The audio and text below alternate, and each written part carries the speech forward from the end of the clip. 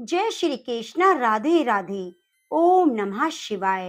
प्रेम से बोलिए लक्ष्मी नारायण भगवान की जय हो।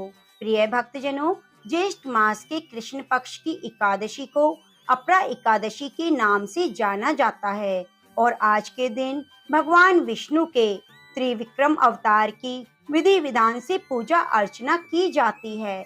आप सभी को अपरा एकादशी की हार्दिक शुभकामनाएं। अपरा एकादशी को अचला एकादशी भी कहा जाता है।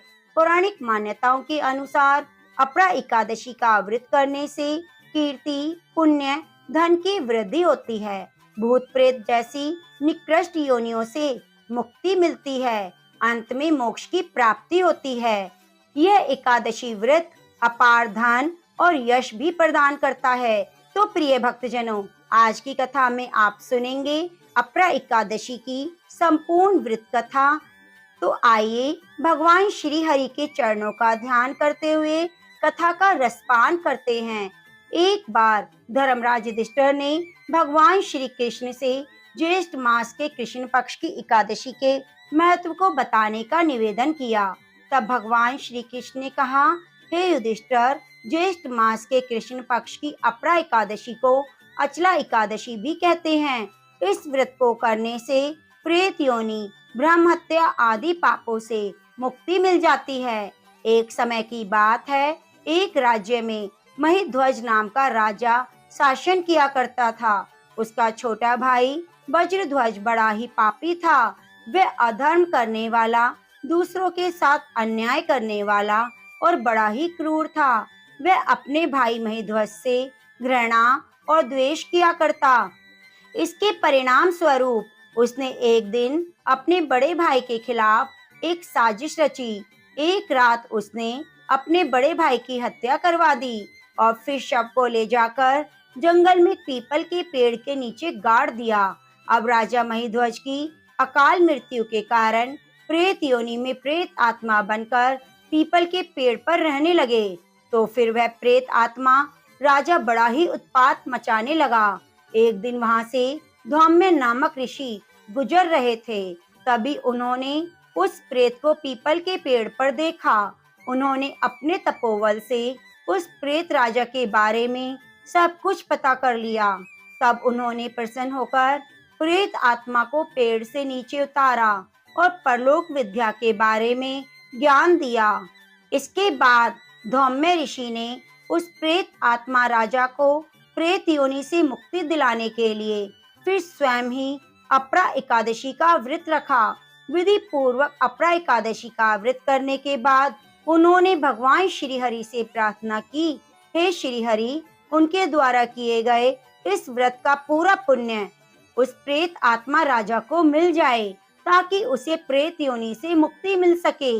भगवान विष्णु की कृपा से उस राजा को अपरा एकादशी व्रत का पुण्य फल मिल गया, जिससे वह प्रेत योनि से मुक्त हो गए।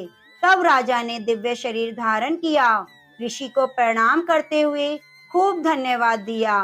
फिर वह राजा पुष्पक विमान में बैठकर स्वर्ग लोक को चले गए। एकादशी का व्रत पितरों को भी मोक्ष प्रदान करता है। यदि आप चाहते हैं कि आपके पितर संतुष्ट रहें, सदा आप पर प्रसन्न रहें, तो आज की इस एकादशी व्रत को रखकर अपने द्वारा रखे गए व्रत का सारा पुण्य अपने पितरों को प्रदान कर सकते हैं। इस व्रत को करने से न केवल पितरों को प्रेत योनि से मुक्ति मिलती है, बल्कि उन्हें अंत में वैकुंठ लोक की भी प्राप्ति होती है और ऐसे पितर प्रसन्न होकर सदा अपने परिवारजनों पर भरपूर आशीर्वाद बनाए रखते हैं। भगवान श्री कृष्ण कहते हैं, हे राजन, यह अपरा एकादशी की कथा मैंने लोक हित के लिए कही। इसके पढ़ने सुनने से मनुष्य सब पापों से छूट जाता है, इसमें कोई संदेह नहीं। इस प्रकार अपरा एकादशी के महत्व को सुनाकर भगवान श्री कृष्ण मौन हो गए।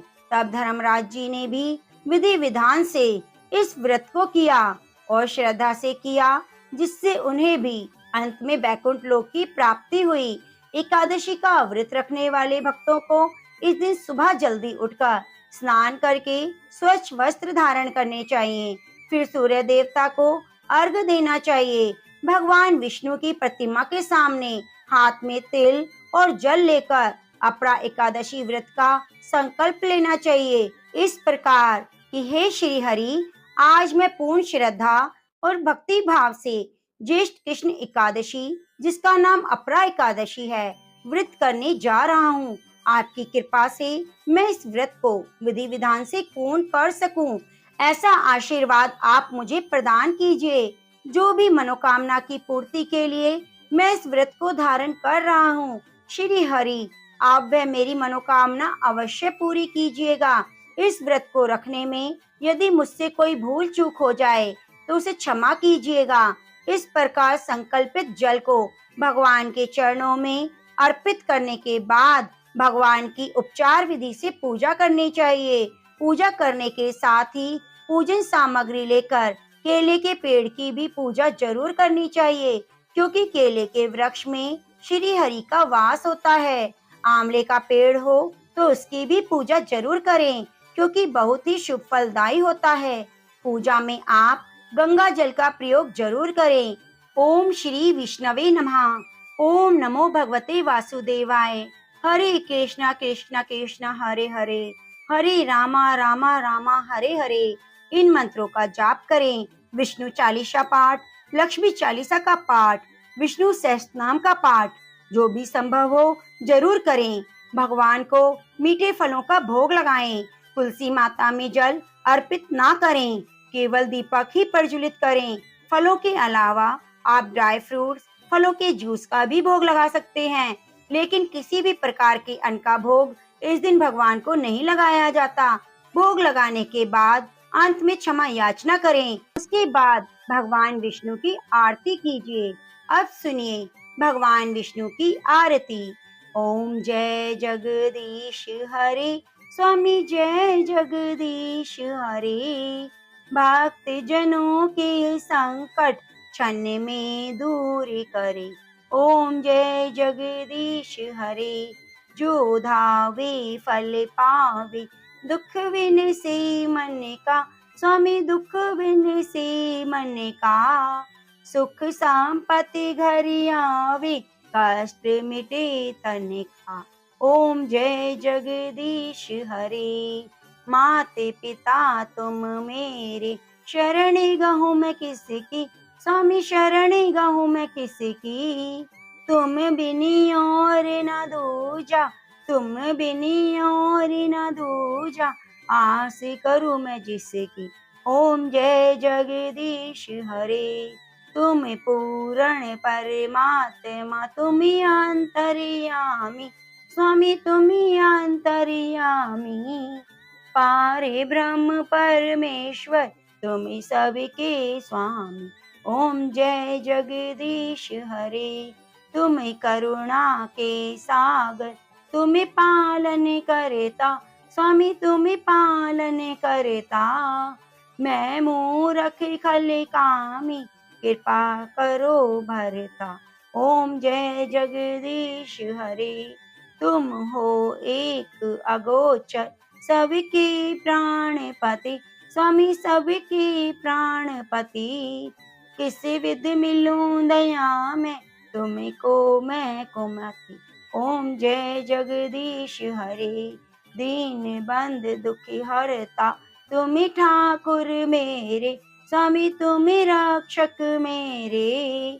अपने हाथ उठाओ, अपनी शरण लगाओ, द्वारे पड़ी मैं तेरे। ओम जय जगदीश हरे। विषय विकार मिटाओ, पाप हरो देवा, स्वामी कष्ट हरो देवा।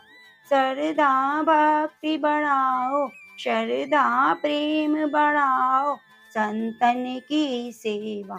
ओम जय जगदीश हरे। तन मन धन सब कुछ है तेरा, स्वामी सब कुछ है तेरा। तेरा तुझको अर्पण क्या लागे मेरा।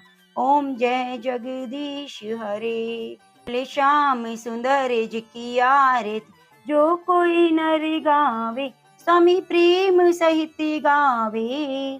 कहते शिवानंद स्वामी, भजति हरि हरि स्वामी, मन वांछित फल पावे।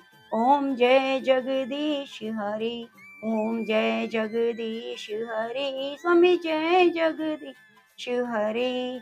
प्रेम से बोलिए लक्ष्मी नारायण भगवान की जय।